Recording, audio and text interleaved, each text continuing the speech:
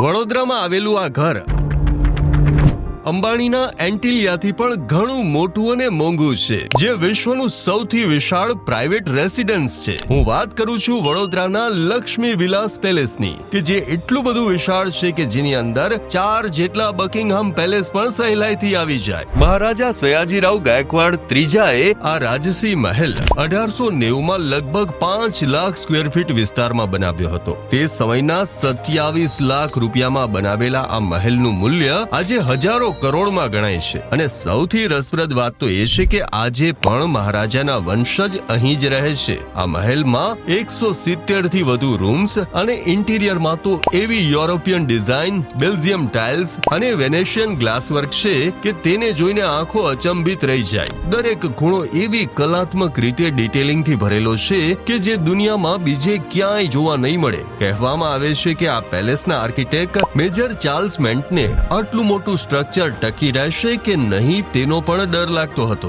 જેના કારણે તેમણે આત્મહત્યા કરી લીધી. પણ વિધિનો ખેલ તો જુઓ, આજે 125 વર્ષ બાદ પણ આ મહેલ પોતાની મહિમા સાથે અડગ ઊભો છે. અને ગુજરાતની આવી જ રસપ્રદ વાતો માટે આ પેજને અચૂકપણે ફોલો કરજો.